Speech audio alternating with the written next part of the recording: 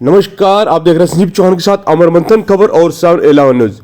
नीलखिड़ी में डीएससी वर्ग की बैठक हुई संपन्न। बैठक की अध्यक्षता बालकराम सहसी के द्वारा की गई। हम आपको बता देना चाहेंगे कि इस बैठक में देवदास वाल्मीकि को मुख्य रूप से पहुंचना था, लेकिन किसी कारणवश वह नहीं पहुंच पाए।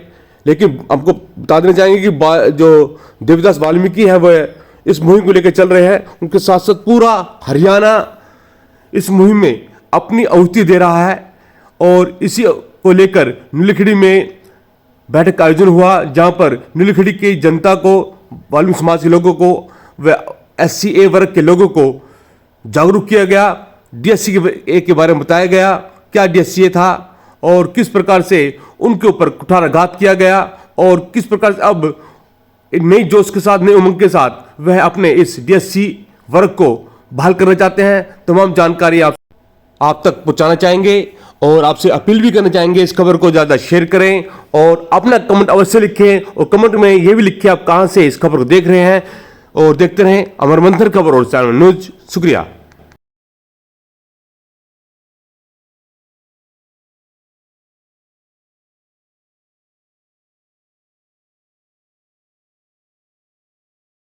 हमारे यहाँ हरियाणा के अंदर वंचित जातियां, जिसको DSC शेड्यूल कास्ट बोला जाता है जी, सरकार ने उन जातियों के लिए शिक्षा में तो 10% आरक्षण दे दिया, लेकिन शिक्षा में आरक्षण देने से कुछ नहीं होगा जब तक उन बच्चों को रोजगार नहीं मिलेगा, यानी कि नौकरियों में आरक्षण नहीं मिलेगा, जब तक वो जातियां अपना वजूद नहीं बना सकती। इसलिए हमारी जितनी भी 36 बरादरी हैं उनमें ये रोष है सरकार के प्रति कि उन्होंने शिक्षा में तो आरक्षण दे दिया, लेकिन नौकरियों के अंदर उन्होंने हाथ बांधे हुए हैं और इसीलिए सभी जातियां सरकार पे ये प्रेशर डाल रही हैं कि भाई इसके अंदर जो DSC की जितनी भी जातियां हैं, इन जातियों को 10% आरक्षण नौकरियों में भी दिया जाए। और इसके साथ साथ आज इन जातियों का कोई भी MLA, कोई MP और कोई राज्यसभा में कोई मेंबर नहीं है, वो भी सरकार को इसके बारे में सोचना चाहिए। और इसके लिए हम लोगों ने सरकार के ऊपर काफी अलग अलग आंदोलनों के मार्फत सरकार पे प्रेशर बनाया, लेकिन सरकार नहीं सोच रही। और अगर उन्होंने इस इलेक्शन से पहले सरकार ने इसके लिए कुछ नहीं किया तो फरवरी के अंदर हम सरकार के ऊपर एक बहुत बड़ा प्रेशर बनाने जा रहे हैं, जो कि करनाल के अंदर एक बहुत बड़ा आंदोलन होगा। जय भीम। तो आंदोलन है, ये जो आपका मांग है वो कब से चल रही है? ये हमारी चल रही है सर, ये वैसे तो ये 1992 में से चली थी और 1992 के बाद फिर हमारे को 1994 में भजनलाल जी ने, जो मुख्यमंत्री थे भजनलाल जी, उन्होंने इसका A और B ग्रुप बना के 10% आरक्षण दिया था। लेकिन 2006 के अंदर ये जो कांग्रेस सरकार ने ये आरक्षण बंद करवा दिया और उस जब से 2006 से और 2023 तक ये सर ऐसी कैसी चल रहा है। और इसके ऊपर माननीय सुप्रीम कोर्ट के अंदर भी हमारा एक केस चला हुआ और उसका भी रिजल्ट जल्दी आने वाला है।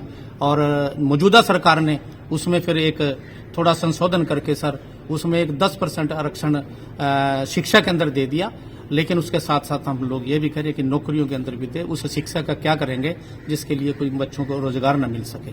तो इस पर जो सर ये जो मांगे रखी गई हैं, इन मांगों को लेकर कोई पार्टी भी समर्थन कर रही है आपको? नहीं, ये हमारा ये जो पार्टी का हमारे इससे कोई लेकिन ये हमारा सोशल सामाजिक जितने संगठन है वो सभी उसमें विमुक्त और गमंतु जातियों का बहुत बड़ा संगठन है, वो भी उसके अंदर शामिल हो रहे हैं। और बहुत सी जातियां जितने उनके अपने अलग अलग सोशल संगठन है, वो सब इस मूवमेंट में लगे हुए हैं सर। तो पूरी हरियाणा में मुहिम चल रही है सर? हाँ, या हरियाणा के बाहर भी है सर? क्या हरियाणा से बाहर नहीं, ये हरियाणा की मुहिम है और हरियाणा के अंदर ही इसका ज्यादा जोर हो रहा है। वैसे तो पंजाब में भी है, लेकिन हम हरियाणा में है तो हरियाणा की बात पहले। बालकनाथ जी जो 2006 में टूटा, उस दौरान पंजाब में भी तोड़ा गया था। हाँ, लेकिन उस दौरान पंजाब के लोगों ने, जो वहाँ के जो आंदोलनकारी थे, उन्होंने अपना तुरंत इसको जुड़ा लिया था। कहीं ना कहीं कमी रही होगी हरियाणा में, तो भी तो ये कहीं कमी रही उस टाइम में, लेकिन सरकारों ने, यहाँ की जो कांग्रेस सरकार थी उसने भी उसका बहुत बड़ा रोल रहा इसमें तोड़ने का।